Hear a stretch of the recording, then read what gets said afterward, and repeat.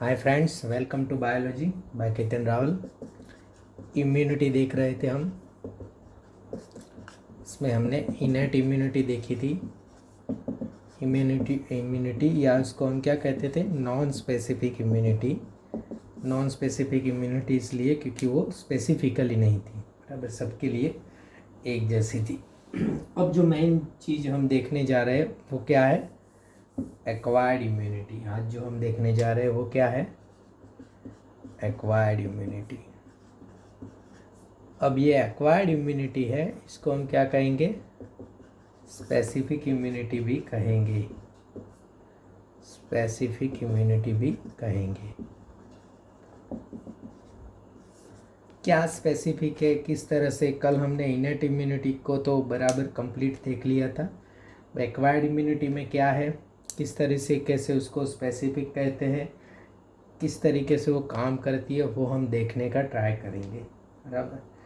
तो यहाँ पे एक्वायर्ड इम्यूनिटी के फीचर क्या है, मतलब क्या क्या वो करती है।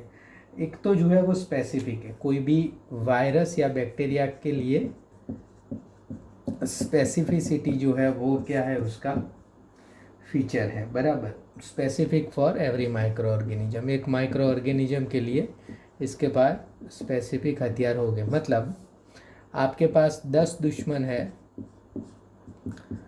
यू हैव 10 एनिमी, तो आपके पास सबका इलाज है।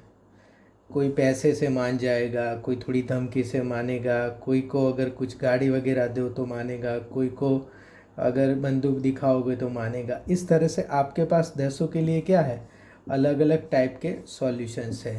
मतलब समझ लो कि जितने 10 है तो ये सबके लिए अलग अलग टाइप के सॉल्यूशन है। मतलब एक के लिए क्या हो गया, आपके पास स्पेसिफिक सॉल्यूशन हो गया। समझ में आया कि ये एक के लिए क्या है, आपके पास स्पेसिफिक सॉल्यूशन है। एक इंसान के लिए आपके पास स्पेसिफिक सॉल्यूशन है, आप ऐसे सॉल्व करते हो चीज़ों के, तो इसके लिए स्पेसिफिक।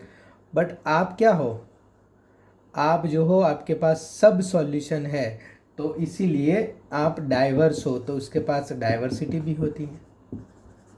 समझ में आया ना। इसके लिए आप स्पेसिफिक हो तो आपके पास स्पेसिफिसिटी है, एंड आपके पास सबके लिए ऐसे अलग अलग चीज़ें हैं तो आपके पास क्या है, डाइवर्सिटी भी है। तो जो एक्वायर्ड इम्यूनिटी है, इनके पास क्या होती है, डाइवर्सिटी भी होती है, क्योंकि ये vast variety of micro organism को पहचानते हैं। Vast variety of micro organism को पहचानते हैं। Then discrimination between self and non self, इनमें समझ होती है कि हमारा सेल कौन सा है एंड बाहर वालों का सेल कौन सा है, बराबर। तो ये डिस्क्रिमिनेशन कर सकते हैं, discrimination between self and non self. Clear हुआ, ये हम में और बाहर में ऐसे डिफ्रेंशिएट कर सकते हैं या डिस्क्रिमिनेट कर सकते हैं। तो डिस्क्रिमिनेशन बिटवीन नॉन मतलब body itself and foreign, body में एंड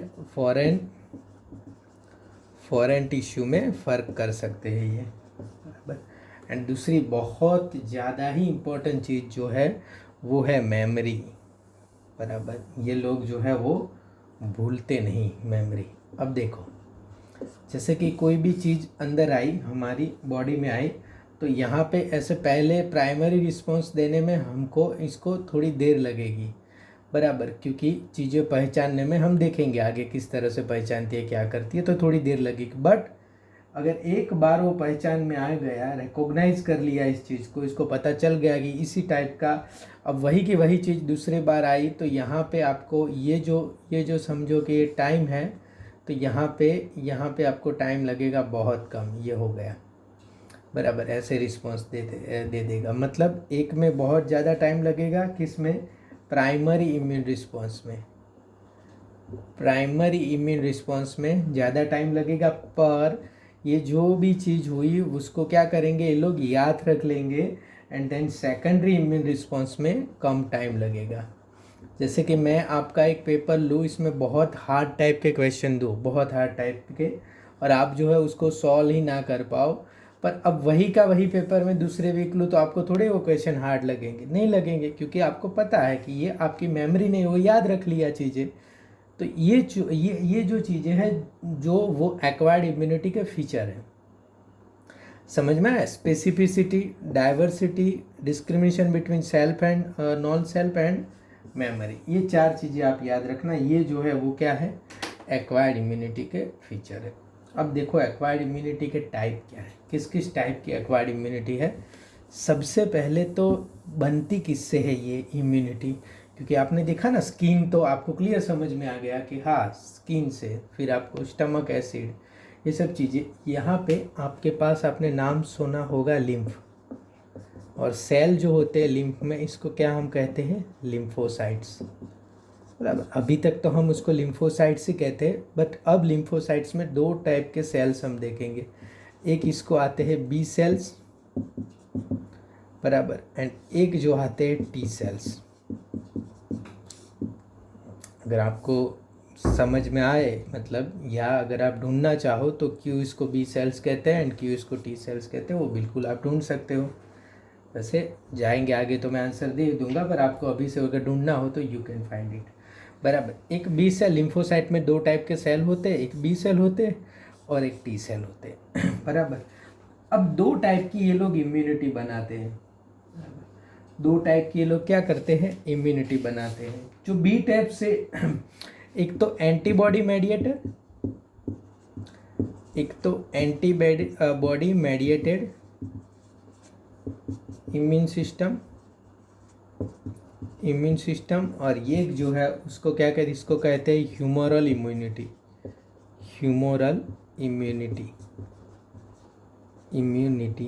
और एक दूसरी जो है उसको क्या कहते हैं? Cell mediated immune system.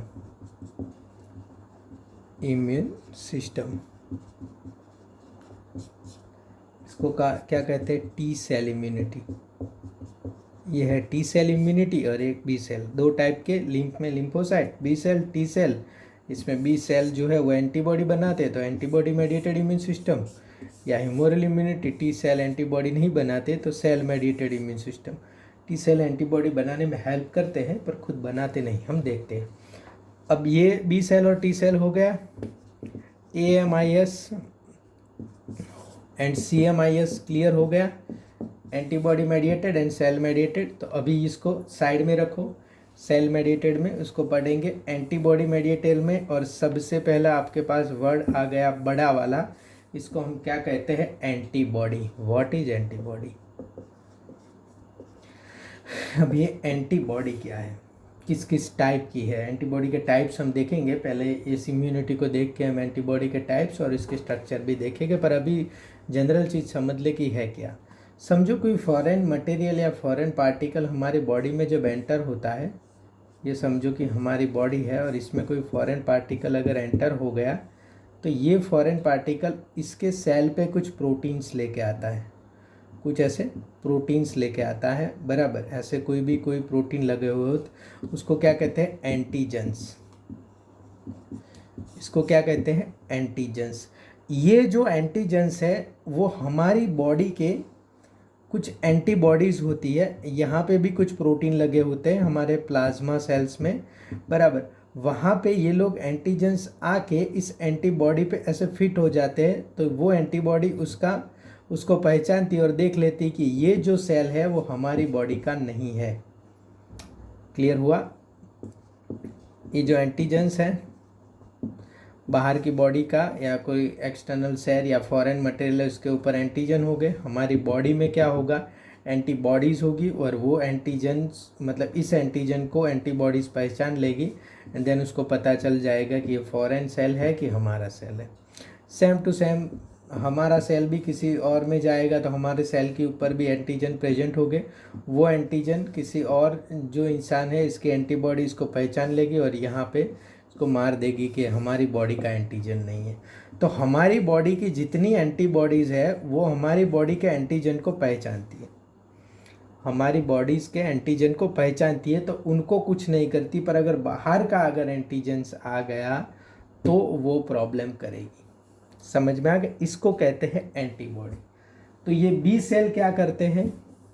B cell बनाते हैं एंटीबॉडी। बीटा सेल या बी सेल क्या बनाते हैं? एंटीबॉडी। तो ये एंटीबॉडी बनाएंगे बी सेल। अब समझो बी सेल काम कैसे करते हैं। ये है बी सेल, देन जो ये है बी सेल, और अब कोई बाहर से फॉरेन से बैक्टीरिया आया, बराबर। तो ये फॉरेन पार्टिकल आया या बाहर का बैक्टीरिया आया, तो बाहर का बैक्टीरिया को बी सेल्स क्या करेंगे, बी सेल्स वहाँ पे उसको एंटीजन इसका देखेंगे और उसको पता चल जाएगा कि यस ये बाहर का है।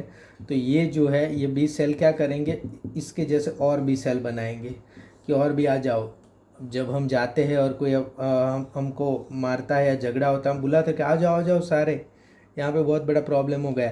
तो ये बी सेल क्या करेंगे, सेल डिवीजन करेंगे, दूसरा बी सेल, तीसरा बी सेल, चौथा बी सेल, ऐसे बी सेल से बी सेल्स बनाएंगे, बराबर। ऐसे बी सेल, और सारे बी सेल क्या हो जाएंगे, यहाँ पे जितने भी ऐसे एंटीजन आए हैं सबको ऐसे पकड़ लेंगे। तो सारे के सारे एंटीजन्स जो है, समझो कि ऐसे 100 आए तो बी सेल ऐसे 100 बनाने का ऑर्डर्स दे देंगे। तो ये सारे के सारे एंटीजन है, और मतलब ये जो बी सेल है वो एंटीजन के साथ चिपक जाएंगे, एंड देन जो है वो सामने वाला सेल को ये क्या करेंगे, लाइसिस करेंगे या मार देंगे। समझ में आया, बराबर। अब ये एक ही काम नहीं करेंगे, बराबर, दो टाइप के सेल बनाएंगे। ये जो ऐसे ही नॉर्मल सेल बना रहे हैं उसको कहेंगे plasma B cell. Plasma B cell मतलब ऐसे ही नॉर्मल बहुत सारे सेल बनाए, ये क्या है, प्लाज्मा बी सेल है। एंड देन जो दूसरे टाइप के बनाएंगे, एक एंड दूसरे टाइप के बनाएंगे, वो है memory B cell. Memory B cell, देखो ये प्लाज्मा बी सेल है, ये तो इसको मारने में या पकड़ने में उसका टाइम जाएगा। एंड जो मेमोरी बी सेल जो है वो बस इसको, इस एंटीजन को याद रख लेंगे। अब देखो यहाँ पे जब सबसे पहली बार एंटीजन आता है ना, एंटीबॉडी एंटीजन, तो टाइम लगता है इसको पहचानने में, उसको जानने में, तो ये टाइम लगता है। तो ये सेल डिवीजन में भी फिर टाइम लगता है, तो इसलिए प्राइमरी इम्यून रिस्पॉन्स में टाइम लगता है। अब ये मेमोरी बीटा सेल जो है, वो मेमोरी बीटा सेल क्या करता है, मेमोरी बीटा सेल जैसे ही वो इस टाइप का एंटीजन आया, उसको बस पता चल जाता है कि यस ये वही टाइप का एंटीजन है, तुरंत फटाफट वो सेल डिवीजन करता है। तो दूसरी बार तो आपको बहुत ही स्पीड में जो है वो इम्यून रिस्पॉन्स मिलता है। समझ में आया आपको एंटीबॉडी किस तरह से काम करती है, या बीटा सेल किस तरह से काम करता है। तो ये आपका, अब आपको, आपके पास एक वर्ड है एंटीबायोटिक, बराबर। एंटीबायोटिक जो है वो किस तरह से काम करते हैं, या एंटीबायोटिक है क्या। तो एंटीबायोटिक जो है वो एक बैक्टीरिया के अगेंस्ट में, बराबर, उस बैक्टीरिया के अगेंस्ट में जो काम करते हैं, बराबर। दूसरे टाइप के जैसे फंजाई या कुछ, समझो कि आपके पास कोई बैक्टीरिया है, आपके बॉडी में एक बैक्टीरिया आया, बराबर, समझो कि 100 बैक्टीरिया आए आपके बॉडी में, क्लियर। और आपके पास एंटीबायोटिक डोज है, मतलब आपने एक बार जो गोली ली, एक बार एंटीबायोटिक गोली ली, तो इसमें आपके 100 बैक्टीरिया में से कितने मरे, 20 बैक्टीरिया मरे। एक बार नहीं, समझो एक दिन में 2 गोली लेनी है, 2 गोली में, एक गोली में 10 बैक्टीरिया मरते, तो कितने मरे, 20 मरे। 80 जो है वो एकदम हेल्दी तरीके से ज़िंदा नहीं रहते, थोड़े अधमुए होके ज़िंदा रहते। क्लियर हो गए। देन दूसरी बार आपने दूसरे दिन जो है वो डोज लिया, 2 डोज लिया, तो अब 60 रह गए फिर से अधमुए होके। और तीसरे दिन जब आपने डोज लिया तो आपके कितने रह गए, ये रह गए 40। अब देखो यहाँ पे जब आप चौथे दिन डोज लोगे, तो मतलब तीसरे दिन डोज लोगे, तो आपको क्लियर हो जाएगा, आपको लगेगा कि मुझे अब कोई डिसीज़ नहीं है, पर ये 40 बैक्टीरिया है। अब देखो जैसे ही ये बैक्टीरिया, एंटीबायोटिक बैक्टीरिया के बॉडी के अंदर जाता है कि नहीं, तो बैक्टीरिया की एंटीबॉडीज़ जो है वो उसके खिलाफ फाइट करती है। समझ में आया, क्योंकि ये जो दवाई आपने ली वो तो बैक्टीरिया के लिए, तो वो क्या हो जाएगी, एंटीजन हो जाएगी। क्लियर हुआ। ये बैक्टीरिया है, ये बैक्टीरिया की बॉडी है, भले ये आपकी बॉडी के अंदर ही, अभी आपकी बॉडी को छोड़ो, अभी बैक्टीरिया की बॉडी है, आपने ड्रग ली, और ड्रग बैक्टीरिया के लिए क्या है, एंटीजन है। एंटीजन है तो उसकी एंटीबॉडीज जो है वो रिलीज होगी, एंटीजन के खिलाफ लड़ेगी, पर वो लड़ नहीं पाएगी, तो ये मर जाएगी, थोड़े बहुत जिएंगे। अब देखो बराबर याद रखो, ये 40 बैक्टीरियाज अब जिंदा है, और आपको लग रहा है कि आप एकदम क्लियर हो। आपने ये एंटीबायोटिक का डोज जो था 10 दिन का था, बराबर, मतलब 10 गोली का था 5 दिन का, पर आपने 6 गोली ली, पूरा डोज नहीं लिया। अब 40 बैक्टीरिया अंदर जिंदा है, पूरा डोज आपने लिया नहीं, अब आपने गोलियां छोड़ दी। अब ये जो है वो बी टाइप की इम्यूनिटी है, या जो उनके बी सेल्स है, और इसमें ये प्लाज्मा सेल्स जो है इनके खिलाफ लड़ाई कर रहे थे वो तो बराबर, पर मेमोरी सेल जो है उनको पता चल गया कि ये गोली का स्ट्रक्चर कैसा है या इसका एंटीजन कैसा है। तो मेमोरी सेल जो है उस बैक्टीरिया को, अब ये 40 बैक्टीरिया जब रिप्रोडक्शन करके दूसरे 40 लाएंगे कि नहीं, तो ये वाले 40 हो गए, उसमें पहले से इस गोली के लिए या इस दवा के लिए या कहो तो इस एंटीजन के लिए पहले से जो है वो उनको कैसे अपोज करना, इसके लिए लड़ने की ताकत होगी। क्लियर, समझा? अब इनके लिए लड़ने की ताकत होगी। समझो कि आपने खांसी के लिए एक दवाई ली है एजिथ्रोमाइसिन, बराबर, और आपने आधी आधी गोली लेके एजिथ्रोमाइसिन को छोड़ दिया, तो अब ये जो स्ट्रेंथ आई ना नई बैक्टीरिया की, ये 40 जो अदमुए थे उन्होंने दूसरे 40 और दूसरे 40 ऐसे करके आई, तो अब देखो एजिथ्रोमाइसिन आएंगे, उनके बीटा जो सेल्स है और इसमें ये जो मेमोरी सेल जो है वो पहचानते हैं एजिथ्रोमाइसिन को कि हाँ ये तो वही है, और इसको एजिथ्रोमाइसिन इस पर कुछ भी नहीं कर सकता, ये मरते नहीं। तो आप क्या करोगे, आप फिर एंटीबायोटिक लेते जाओगे और आपको जो है बीमारी आपकी ठीक नहीं होगी। क्यों? क्योंकि आपके बैक्टीरिया के बीटा सेल्स ने मेमोरी सेल जमा के रखे, और वो मेमोरी सेल जो है वो अब आपकी गोली मार नहीं सकती। क्लियर हुआ? तो अब ये क्या करेंगे, एजिथ्रोमाइसिन से अगर ठीक नहीं हुआ तो आगे देंगे, क्लैरिथ्रोमाइसिन देंगे, फिर आगे देंगे, आगे देंगे, ऐसे कर करके इंडिया में WHO ने कहा है कि इंडिया में एंटीबायोटिक का रेजिस्टेंस आ गया। रेजिस्टेंस मतलब अब ये एंटीबायोटिक काम नहीं करती है। प्रॉब्लम WHO वालों को ये है कि ये रेजिस्टेंस वाला बैक्टीरिया अगर मेरे बॉडी के अंदर डेवलप हुआ है और मैं अगर इन्फेक्शन करूंगा किसी इंसान को, बेचारे ने रोज डोज लिए और सब कुछ क्लियर हुआ है, तो वो उस दूसरे इंसान को भी सीधा वो रेजिस्टेंस वाला बैक्टीरिया जाएगा। तो यहाँ पे हमारे मेडिकल फील्ड में एंटीबायोटिक मतलब हमारे बीच एंड बैक्टीरिया के बीच क्या चल रही है, लड़ाई चल रही है। हम एंटीबायोटिक का रिसर्च करते हैं और उनकी इम्यूनिटी इसके खिलाफ रिसर्च कर देती है। तो इसलिए डोसेस जब एंटीबायोटिक का लो तो आप पूरा डोज लो। नॉर्मल डॉक्टर्स को कभी मत बोलो कि एंटीबायोटिक लिखो, जब भी आप एंटीबायोटिक लो तो कंप्लीट लो, बराबर। तो ये इम्यूनिटी काम करती है, हमारी इम्यूनिटी, इसलिए हमें एक बार जो वायरल इन्फेक्शन हो जाता है वो इन्फेक्शन जो है वो क्या है, दूसरी बार वही का वही इन्फेक्शन नहीं होता वायरल में, बराबर। तो अब एंटीबॉडी जो है, हमने देखा कि ये जो है एंटीबॉडीज़ होती है और बी लिम्फोसाइट जो है वो क्या बनाते हैं, एंटीबॉडीज़ बनाते हैं। अब एंटीबॉडीज़ जो है वो कितने टाइप की होती है और किस तरह का स्ट्रक्चर होता है, हम सिर्फ ये देख लेंगे कि कितने टाइप की एंटीबॉडीज़ जो है और स्ट्रक्चर वगैरह जो है वो हम इसका कल देखेंगे। तो कितने टाइप के एंटीबॉडीज़ है आपके पास, एक तो IgA है।